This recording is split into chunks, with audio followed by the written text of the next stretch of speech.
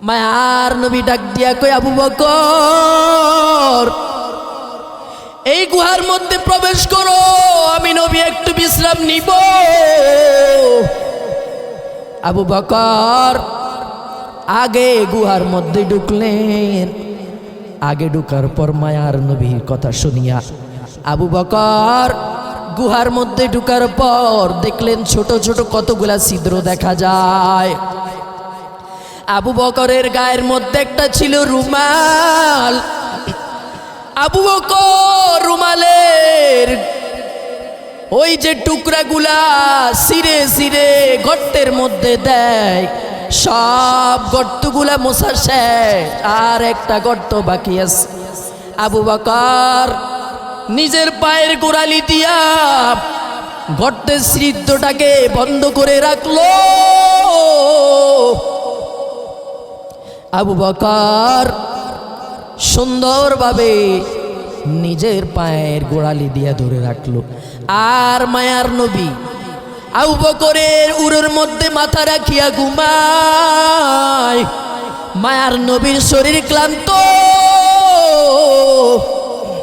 মায়ার নবী একটু আবু বকরের উরুর মধ্যে মাথা রাখিয়া ঘুমায়। কিন্তু আবু বকর যেই গর্তের মধ্যে পায়ের গোড়ালি দিয়ে বসে আছেন, ওই গর্তের ভিতরে একটা ছিল বিষাক্ত সাপ। আবু বকরের পায়ের মধ্যে বারবার টোকা দেয়। আবু বকর পা সরায় না, সরায় না। সাপ চিন্তা করলো এত আঘাত করতেছি, এরপর আবু বকর যেহেতু পা সরায় না, কি করব। আবু বকরের পায়ের মধ্যে সাপ দাঁত বসায় দিল। আবু বকর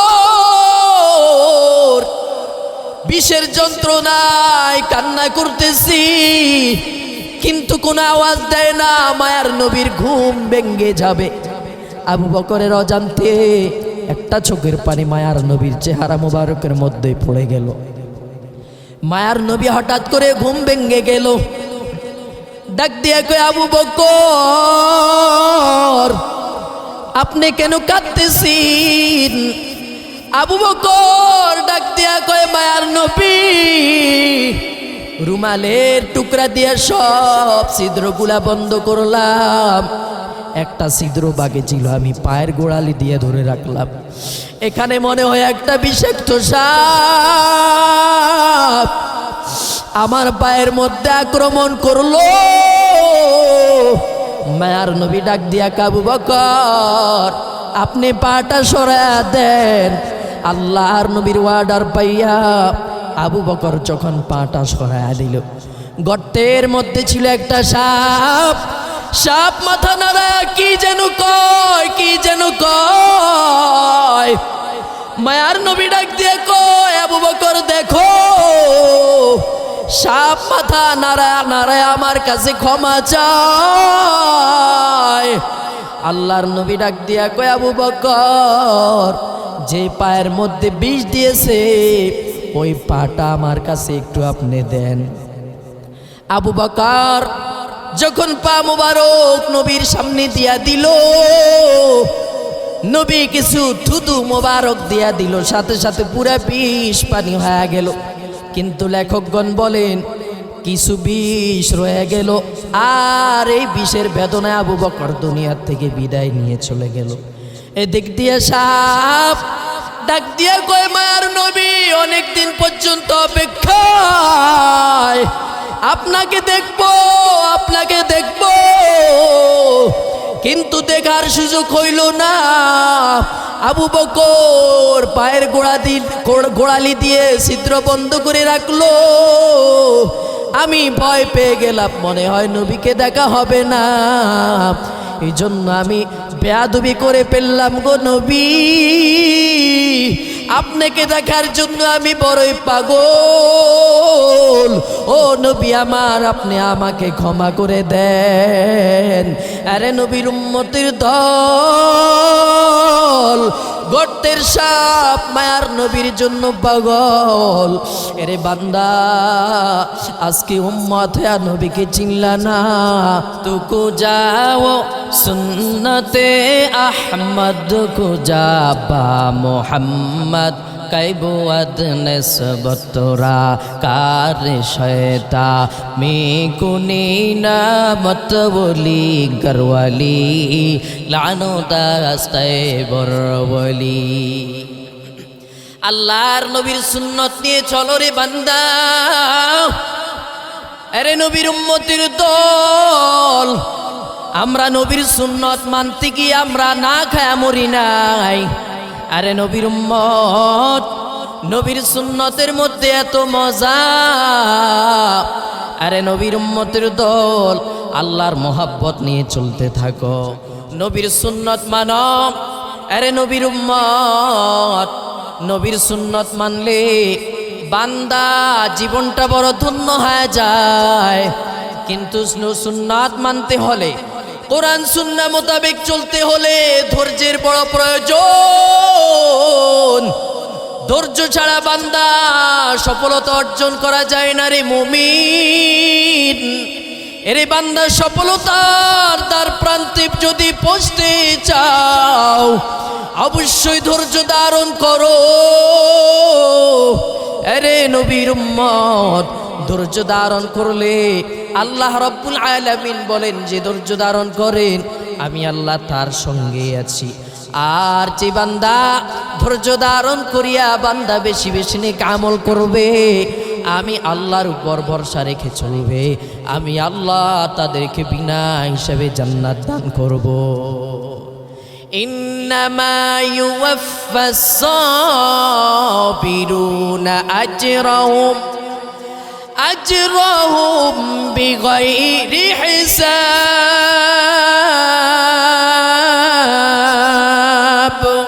এই কালাম জিন্দা কুরআনে হাকিম, হিকমতে উলায়া জালস্তু কাদিম। সাহাবায়ে কেরাম নবীকে ভালোবাসছে, নবীর সুন্নত ভালোবাসছে, নবীকেও মানছে, নবীর সুন্নত মানছে। এরে নবীর উম্মত, মুখে মুখে ভালোবাসি বলে হবে না, কাজকর্ম বুঝাইতে হবে, নবীর সুন্নত গুলা মানিয়া বুঝাইতে হবে আমি নবীর আশিক। তোমার মুখে নবীর সুন্নতের খবর নাই, নবীর সুন্নতের পোশাক নাই, তুমি দাবি করো নবীর আশিক, আমি বলবো তুমি নবীর আশিক না, তুমি ধোঁকাবাজ। নবীর সুন্নত মানতে গিয়া সাহাবায়ে কেরাম জীবনটা উৎসর্গ করে দিল। আরে নবীর উম্মতের দল, আজকে তুমি নবীর আশিক দাবি করো, মুখের মধ্যে দাড়ি নাই, মাথার মধ্যে টুপি নাই, গাঞ্জা খায়, আর নবীর আশিক দাবি করো। এমন নবীর আশিকের দাম আল্লাহর দরবারে নাই। আল্লাহ রাব্বুল আলামিন বলেন, আমাকে যদি ভালোবাসতে চাও আমার নবীকে ভালোবাসো, আমার নবীকে যদি ভালোবাসো রে মুমিন, আমি আল্লাহর ভালোবাসা হয়ে যাবে। রাসূলের অনুসরণ করো, ইত্তেবা করো। মায়ার নবী যখন দুনিয়া থেকে বিদায় নিয়ে গেল, সাহাবায়ে কেরাম নবীর কাছে আইসা, নবীর বিবির কাছে আইসা ডাক দিয়া কয়, আম্মা জান, নবীর আদর্শ সম্পর্কে আমাদেরকে একটু বয়ান দেন। আম্মা জান আয়েশা বলেন, ও সাহাবায়ে কেরাম, আফাতাকরাউনাল কুরআন, আপনারা কি কোরআন পড়েন না? সাহাবায়ে কেরাম বলেন, কালু বালা, হ্যাঁ আমরা কোরআন পড়ি। আম্মা জান আয়েশা বলেন, কানা খুলুকুল কোরআন, কোরআন হলো মায়ার নবীর আদর্শ। আরে নবীর উম্মত, মায়ার নবী কেমন চিনতে পারো নাই রে যুবক? মায়ার নবীকে গাছ চিনলো, মাছ চিনলো, জঙ্গলের হরি চিনলো,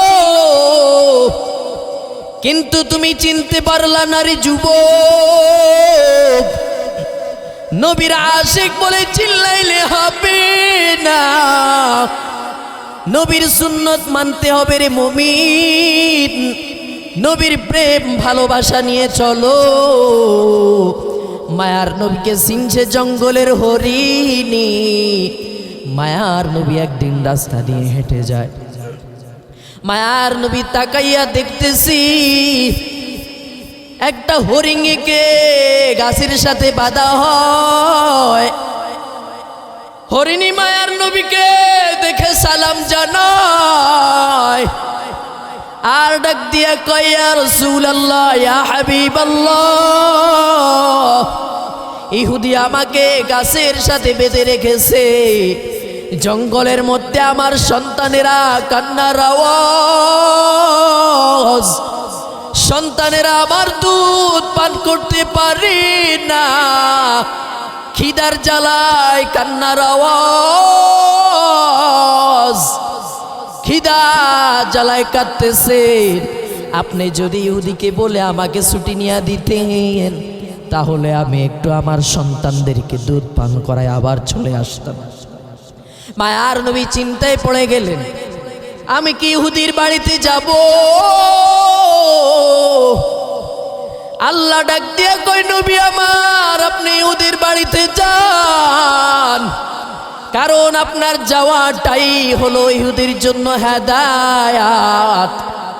আল্লাহর নবী ইহুদির বাড়িতে চলে গেল। ভাই, ইহুদি ভাই ঘরে আসেননি কিনা বলো? সাথে সাথে আল্লাহর বান্দা যখন ঘর থেকে বের হয়, ইহুদি তাকাইয়া দেখতে পায় মায়ার নবী তার ঘরের কিনারায় হাজির।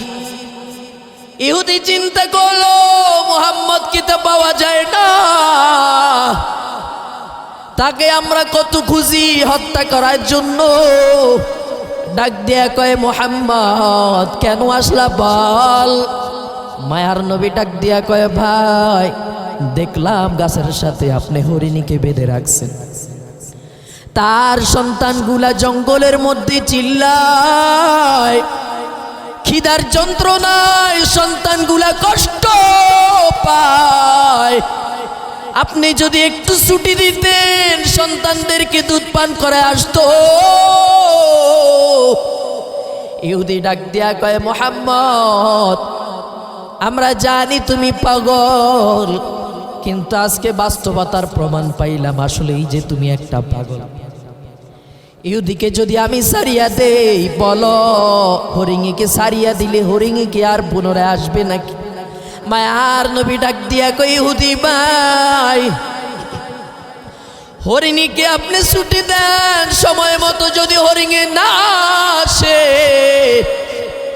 তাহলে যেই ছুরি আপনি হরিণের গলায় চালাইতেন, সেই ছুরি আমি মুহাম্মাদের গলায় চালাইয়া দিবি। ইহুদি চিন্তা করলো, মুহাম্মদকে হত্যা করার জন্য তো কত সুযোগ চাইলাম, কখনো তো সুযোগ পাইলাম না, আজকে বুঝি সুযোগ পাওয়া গেল। চল মুহাম্মদ চল। ইহুদি হরিণীকে সময় দিয়ে দিল। মায়ার নবী ডাক দিয়ে কয়, হরিণী তাড়াতাড়ি আসবা, যদি সময় মতো না আসো তোমার গলায় যে ছুরি লাগতো সেই ছুরি আমি মুহাম্মদের গলায় লেগে যাবে। এই দিক দিয়ে ইহুদি খুশি, হরিণী আসবে না, আমি ওই ছুরিটা মুহাম্মদের গলায় চালাইয়া দিব। হরিণীকে সময় বেঁধে দেওয়া হয়, হরিণী দৌড়ায়, জঙ্গলায় গিয়ে ডাক দিয়া কয়, সন্তান আয়। আমার পরিবর্তে ইহুদি মায়ার নবীকে বেঁধে রাখলো। যদি দেরি হয় আমার গলায় ছুরি যে চালাইতো সেই ছুরিটা মায়ার নবীর গলায় লেগে যাবে। সন্তানেরা ডাক দিয়া কয়, রে মা এত সময় পর্যন্ত ক্ষুধার্ত থাকলাম, প্রয়োজনে আরো ক্ষুধার্ত থাকবো, কোনো সমস্যা নাই। চলো মায়ার নবীকে একটু দেখাও। মায়ার নবীকে দেখাইলে আমাদের আর খাবার দাবার লাগবে না। মা সন্তানদেরকে নিয়ে দৌড়াচ্ছে। সন্তান সহ মা যখন ইহুদির কাছে চলে আসলো, ছোট ছোট হরিণীর বাচ্চাগুলা মায়ার নবীকে দেখে সালাম জানায়। মায়ার নবীকে সালাম জানায়, আর হরিণের বাচ্চাগুলা বলে, মায়ার নবী, আমরা ক্ষুধার্ত অবস্থায় ছিলাম, আপনাকে দেখার পর আমাদের ক্ষুধা মিটে গেল, এখন আর ক্ষুধা নাই, আমাদেরকে আপনি ক্ষমা করে দেন। হরিণীদের এমন আচরণ দেখিয়ে ইহুদি পাগল। ইহুদি চিন্তা করলো, একটা হরিণীর বাচ্চা যদি নবীকে চিনে, আমি ইহুদি হয়ে নবীকে কেন চিনলাম না? ইহুদি মায়ার নবীর কাছে ডাক দিয়া কয়, মুহাম্মদ, তোমাকে ভুল বুঝেছি, তোমাকে বুঝতে পারি নাই, অন্যায় করেছি, মাফ করে দাও। আর মুহাম্মদ, তোমার হাতখানা দাও, তোমার হাত দিয়ে আমাকে এখনই তুমি কালিমা পড়া মুসলমান বানায়া দাও। ইহুদি কালিমা পড়ে মুসলমান হয়ে গেল। আরে নবীর উম্মতের দল, এটাই তো হলো নবীর আদর্শ। আল্লাহ রাব্বুল আলামিন বলেন, ইন্নাকা লাআলা খুলুকিন আযীম। আমি আল্লাহ মায়ার নবীকে উত্তম চরিত্রের অধিকারী বানাইয়া পাঠাইলাম। আরে নবীর উম্মতের দল, মায়ার নবীর আদর্শ কেমন? মায়ার নবীর চেহারা দেখিয়া দেখিয়া বেঈমানেরা কালিমা পড়ে মুসলমান হয়। মায়ার নবীকে দেখার জন্য পাগল। আরে নবীর উম্মতের দল সবাই মায়ার নবীর জন্য পাগল। আজকে তুমি নবীর উম্মত হয়ে কেমনে নবীকে কষ্ট দাও? নবীর সুন্নত মানতে চাও না? আল্লাহর বান্দা দাড়ি সেটে সেটে নবীকে কষ্ট দাও। মায়ার নবী বলেন, যে ব্যক্তি দাড়ির মধ্যে বিলেট লাগায়, সে যেন আমি মায়ার নবীর কলিজার মধ্যে বিলেট লাগাই। আরে নবীর উম্মতের দল, চিনলি না রে পাগলা, চিনলি না? মায়ার নবীকে চিনলি না? মায়ার নবীকে জঙ্গলের হরিণী চিনল, কিন্তু তুই চিনলি না মায়ার নবীকে। এরে বান্দা, গর্তের সাপ চিনতে পারলো, আজকে তুমি মানুষ নবীকে চিনলা না। আল্লাহর নবী আবু বকরকে নিয়া মক্কা থেকে যখন মদিনায় হিজরত করলো, মাঝি পথে যখন মায়ার নবী শত্রুদের থেকে রক্ষা পাওয়ার জন্য যেই গুহার মধ্যে প্রবেশ করলো, মায়ার নবী ডাক দিয়া কই, আবু বকর, এই গুহার মধ্যে প্রবেশ করো, আমি নবী একটু বিশ্রাম নিব। আবু বকর আগে গুহার মধ্যে ঢুকলেন। আগে ঢুকার পর মায়ার নবীর কথা শুনিয়া আবু বকর গুহার মধ্যে ঢুকার পর দেখলেন ছোট ছোট কতগুলা ছিদ্র দেখা যায়। আবু বকরের গায়ের মধ্যে একটা ছিল রুমাল। আবু বকর রুমালের ওই যে টুকরাগুলা সিরে সিরে গর্তের মধ্যে দেয়, সব গর্তগুলা মোছা শেষ, আর একটা গর্ত বাকি আছে। আবু বকর নিজের পায়ের গোড়ালি দিয়া গর্তের ছিদ্রটাকে বন্ধ করে রাখলো। আবু বকর সুন্দরভাবে নিজের পায়ের গোড়ালি দিয়া ধরে রাখলো। আর মায়ার নবী আবু বকরের উরের মধ্যে মাথা রাখিয়া ঘুমায়। মায়ার নবীর শরীর ক্লান্ত, মায়ার নবী একটু আবু বকরের উরুর মধ্যে মাথা রাখিয়া ঘুমায়। কিন্তু আবু বকর যেই গর্তের মধ্যে পায়ের গোড়ালি দিয়ে বসে আছেন, ওই গর্তের ভিতরে একটা ছিল বিষাক্ত সাপ। আবু বকরের পায়ের মধ্যে বারবার টোকা দেয়। আবু বকর পা সরায় না। সাপ চিন্তা করলো এত আঘাত করতেছি, এরপর আবু বকর যেহেতু পা সরায় না, কি করব। আবু বকরের পায়ের মধ্যে সাপ দাঁত বসায় দিল। আবু বকর বিষের যন্ত্রণায় কান্না করতেছি, কিন্তু কোনো আওয়াজ দেয় না। মায়ার নবীর ঘুম ভেঙে যাবে। আবু বকরের অজান্তে একটা চোখের পানি মায়ার নবীর চেহারা মোবারকের মধ্যে পড়ে গেল। মায়ার নবী হঠাৎ করে ঘুম ভেঙে গেল। ডাক দিয়ে কয়, আবু বকর আপনি কেন কাঁদতেছেন? আবু বকর ডাক দিয়া কয়, মায়ার নবী রুমালের টুকরা দিয়ে সব ছিদ্রগুলা বন্ধ করলাম, একটা ছিদ্র বাকি ছিল, আমি পায়ের গোড়ালি দিয়ে ধরে রাখলাম। এখানে মনে হয় একটা বিষাক্ত সাপ আমার পায়ের মধ্যে আক্রমণ করলো। মায়ার নবী ডাক দিয়া আবু বকর আপনি পাটা সরায়া দেন। আল্লাহর নবীর ওয়ার্ডার পাইয়া আবু বকর যখন পাটা সরায়া দিল, গর্তের মধ্যে ছিল একটা সাপ। সাপ মাথা নাড়ায় কি যেন কয়। মায়ার নবী ডাক দিয়ে কয়, আবু বকর দেখো, সাপ মাথা নাড়ায় আমার কাছে ক্ষমা চায়। আল্লাহর নবী ডাক দিয়া কয়, আবু বকর যে পায়ের মধ্যে বিষ দিয়েছে ওই পাটা আমার কাছে একটু আপনি দেন।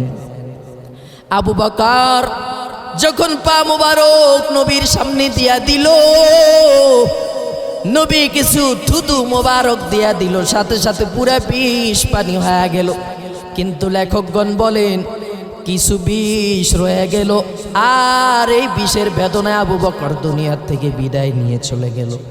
এদিক দিয়ে সাপ ডাক দিয়ে কয়, মায়ার নবী অনেকদিন পর্যন্ত অপেক্ষায় আপনাকে দেখবো, কিন্তু দেখার সুযোগ হইল না। আবু বকর পায়ের গোড়ালি দিয়ে ছিদ্র বন্ধ করে রাখলো। আমি ভয় পেয়ে গেলাম, মনে হয় নবীকে দেখা হবে না। এই জন্য আমি বেয়াদবি করে ফেললাম গো নবী, আপনাকে দেখার জন্য আমি বড়ই পাগল। ও নবী আমার, আপনি আমাকে ক্ষমা করে দেন।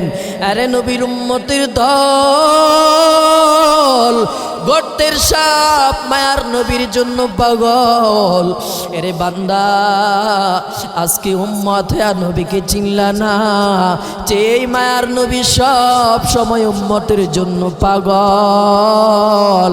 আরে আল্লাহর বান্দা, আজ মায়ার নবী উম্মতের জন্য কাঁদতেছিন, হাসরের ময়দানও মায়ার নবী উম্মতের জন্য কাঁদবেন। আজকে নবীর আশিক দাবি করতেছো, কিন্তু বান্দা নবীর জন্য কি পরিমাণ প্রেম ভালোবাসা, কি পরিমাণ পাগল হইলা। আরে নবীর উম্মত বিবির জন্য যেই পরিমাণ পাগল হইলা, এর কিছু পরিমাণও কি নবীর জন্য পাগল হওয়া যায় না? সন্তানের জন্য যেই পরিমাণ পাগল, নবীর জন্য এই পরিমাণ পাগল হইতে পারলা না। আরে নবীর উম্মতের দল, মা বাবার জন্য যে পরিমাণ পাগল, এর অর্ধেক পরিমাণও নবীর জন্য পাগল হইতে পারলা না। যেই পরিমাণ দলের জন্য পাগল, এর অর্ধেক পরিমাণও তুমি নবীর জন্য পাগল হইতে পারলা না।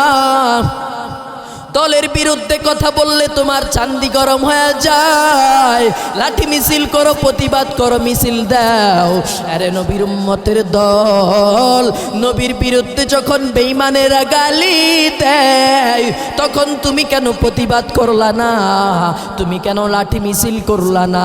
বাবাকে যখন গালি দেওয়া হয় তখন তুমি বাবার বিরুদ্ধে লাঠি মিছিল করো। তুমি যখন রাজপথে নেমে যাও, এরে নবীর উম্মত, নবীর চাইতে কি তোমার নেতার সম্মান বেশি? দিতে পারবা না। এরে নবীর উম্মতের দল, নবীর সাহাবী আবু হুরায়রা। কেমন আবু হুরায়রা জানো? নবীর সোহবত থেকে আবু হুরায়রা ঘরে যায় না। নবী ডাক দিয়া কয়, আবু হুরায়রা কেন ঘরে যাও না? আবু হুরায়রা ডাক দিয়া কয়, মায়ার নবী, আপনার দরবার থেকে যদি যায় আর আপনার জবান মোবারক দিয়ে যদি পবিত্র একটা কথা বের হয়ে যায়, আমি আবু হুরায়রা শুনতে পারবো না। আর আপনাকে দেখার জন্য আমি হুরায়রা পাগল।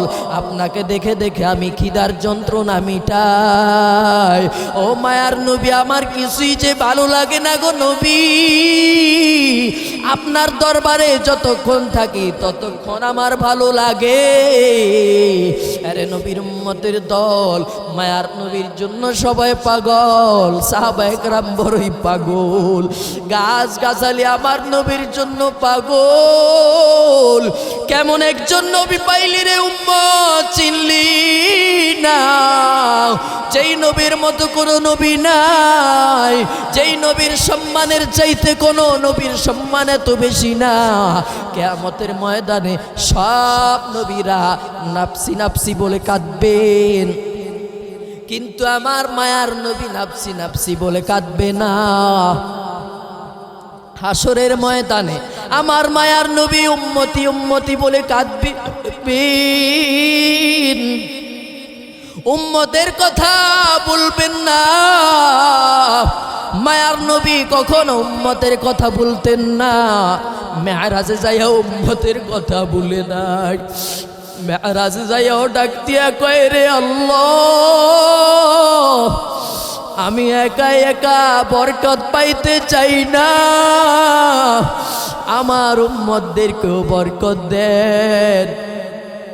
আমার উম্মতের মাধ্যমেও আমি শান্তি প্রসারিত করতে চাই। আসসালামু আলাইনা ওয়া আলা ইবাদিল্লাহিস সালিহিন। আমি একা শান্তি ভোগ করতে চাই না রে আল্লাহ, আমার উম্মতেরও শান্তি আর বরকত দরকার। আরে নবীর উম্মতের দল, স্বামী স্ত্রী যখন মধুর মিলনে আলাপ হয়ে যায় তখন কারো কথা স্মরণ থাকে না, মা বাবার কথা স্মরণ থাকে না, সন্তানের কথা স্মরণ থাকে না। কিন্তু আমার মায়ার নবী কেমন, যেই নবী আল্লাহর সাথে দিদার করতে গেল এটার চাইতে আনন্দ কিছুই নাই, তখন মায়ার নবী উম্মতের কথা বলে নাই। কিন্তু তুমি পাগল পারো উম্মত হইয়া নবীকে কিভাবে গালি দাও? নবীর জন্য কি একটু পাগল হইতে পারলা না রে মুমিন? নবীর উপর দুরূদ পড়ো, বেশি বেশি দুরূদ পড়ো, নবীকে সালাম দাও, আল্লাহ দরবারে কান্নাকাটি করো, মালিক জীবনে একবার হইল নবীর রওজা দেখাও, নবীর রওজা না দেখায়া মরণ দিও না রে আল্লাহ। আমার মায়ার নবীকে আবু জাহেল দেখলো, আবু তালেব দেখলো, কিন্তু আমি দেখতে পারলাম না। একটু মায়ার নবীর রওজা দেখাও, মায়ার নবীর রওজায় গিয়ে একটু সালাম দিব রে মালিক। আমার দুঃখের কথাগুলো মায়ার নবীর কাছে বলবো। সাহাবায়ে কেরাম কোনো কিছুই হলে মায়ার নবীর কাছে যাইতেন, পরামর্শ করতেন, নিজের কষ্টের কথাগুলা মায়ার নবীর কাছে বলতেন। আজকে আমরা নবী হারাই এতিম উম্মত, নবীকেও হারাইলাম রে আল্লাহ। দুনিয়ায় আসার পর তোমাকেও দেখি নাই, তোমার হাবিবকেও দেখি নাই। ওরে দয়ার মালিক, মায়ার নবীর দিদার দাও, স্বপ্নে জিগো হইল নবীকে দেখাও। ওরে আল্লাহ, নবীজির উসিলা আমাদের সকলকে ক্ষমা করে দাও। নবীর সুন্নত মোতাবেক চলার তৌফিক দান করো আল্লাহ। নবীর পাগল হয়ে যেন কবরে যাইতে পারি, আল্লাহ আমাদেরকে সেই তৌফিক দান করুক, বলেন আমিন।